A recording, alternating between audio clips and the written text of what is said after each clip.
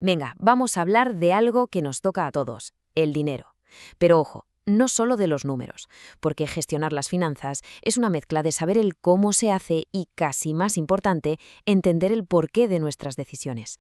Pues si la respuesta es que sí, que no cunda el pánico, porque es lo más normal del mundo. Existe una distancia enorme entre lo que sabemos de finanzas y cómo nos comportamos en realidad. Y es justo ahí, en ese hueco, donde está la clave para tomar el control. A ver, para que se entienda bien, vamos a separar esto en dos partes. Por un lado, tenemos las finanzas personales, que son las herramientas, ¿no? Los presupuestos, el ahorro, la inversión, vamos, el cómo se hacen las cosas. Y por otro, está la psicología del dinero, que se mete en nuestras emociones, en nuestras creencias, o sea, en el por qué hacemos lo que hacemos. Y la verdadera salud financiera, pues necesita las dos cosas. Vale, pues vamos a empezar por lo más hondo, ¿no? Por ese motor que al final es el que mueve nuestras decisiones. Vamos a explorar ese por qué. A ver, la psicología del dinero no va de hacer cuentas raras ni de fórmulas matemáticas, va de entender nuestra relación con él. ¿Por qué a veces gastamos sabiendo que no deberíamos? ¿O por qué nos entra esa ansiedad al pensar en el futuro? Se trata de descubrir esas razones emocionales que mueven los hilos de nuestra cuenta bancaria. Y es que esta personalidad financiera no nos cae del cielo. Se va cocinando a fuego lento, ¿sabes? Desde que somos críos, viendo lo que hacían los adultos, también se va alimentando de esas frases que escuchamos una y otra vez, de las acciones que repetimos hasta que se convierten en costumbre, y por supuesto, de cómo el dinero acaba ligado a nuestras emociones más básicas. Fijaos en una frase tan común como esta. Si nos la creemos, si la interiorizamos de verdad, se convierte en una especie de profecía que se cumple sola. Ni siquiera lo vamos a intentar en serio, porque en el fondo de nuestra mente ya hemos decidido que es una batalla perdida. Estas ideas son las que sabotean nuestros objetivos antes incluso de empezar. Y es que muchísimas de nuestras decisiones con el dinero no vienen de un análisis superracional. ¿Qué va? Son respuestas automáticas, hábitos que tenemos tan metidos dentro que saltan solos, sin que nos demos cuenta, basados en todo lo que hemos vivido. Bueno, ya hemos buceado en el por qué. Ahora toca remangarse y pasar a la acción, al cómo. Venga, dejamos un poco la reflexión y nos ponemos manos a la obra. Vamos a construir una base que sea bien sólida para nuestra salud financiera y lo haremos con 3 pilares que son muy sencillos pero de verdad muy potentes. Estos son los 3 conceptos clave que nos van a servir de guía. Primero, el presupuesto para saber a dónde se va el dinero. Segundo, el ahorro para ir construyendo el futuro. Y tercero, un plan de deuda para usar el crédito con cabeza.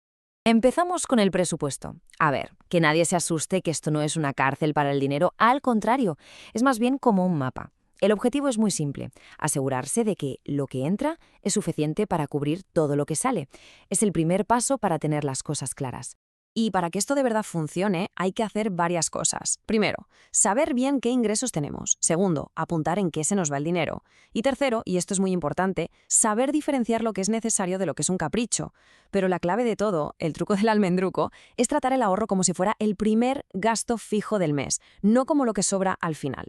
Pasamos al segundo pilar, el ahorro, que esto es mucho más que meter dinero en una hucha, ¿eh? Es construirte tu propia red de seguridad para los imprevistos y a la vez una plataforma para lanzar tus proyectos de futuro. Aquí va una recomendación muy práctica. Automatizar el ahorro. Consiste en destinar un 10% de los ingresos directamente a una cuenta de ahorro, como si fuera una factura más que hay que pagar. De esta forma se ahorra casi sin darte cuenta. A ver, una pregunta directa. Un fondo de emergencia es lo que nos permite responder que sí a esta pregunta.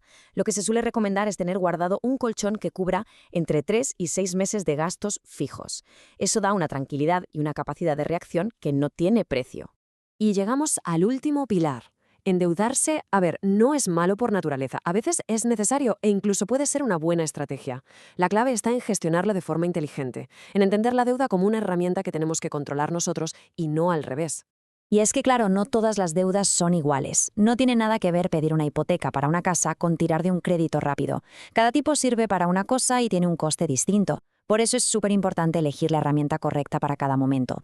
Así que antes de firmar cualquier cosa, un momento. Hay que parar y hacerse 3 preguntas clave. La primera, ¿de verdad lo necesito ahora o es un capricho? La segunda, ¿las cuotas me encajan en el presupuesto? Y la tercera, y la más importante, ¿cuál es el coste real de todo esto? Ahí, la TAE es el numerito que nos dice toda la verdad.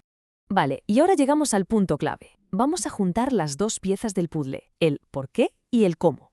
porque de nada sirve tener el presupuesto más perfecto del mundo si no entendemos qué emociones o qué hábitos nos llevan a no cumplirlo. El control de verdad nace justo ahí, en la unión del plan y de conocernos a nosotros mismos. Así que, al final, la fórmula del éxito es bastante clara, ¿no? Es la suma de las herramientas prácticas, de saber lo que hay que hacer, y de la autoconciencia, de entender por qué hacemos lo que hacemos. Es estrategia más psicología. Y bueno, para cerrar, una última reflexión. Al final, el primer paso para cambiar algo es una decisión. Después de todo lo que hemos visto, ¿cuál es esa pequeña historia que nos contamos, esa creencia que nos limita o ese hábito que ya funciona en automático que se puede empezar a cambiar desde hoy mismo? La respuesta, claro, es personal.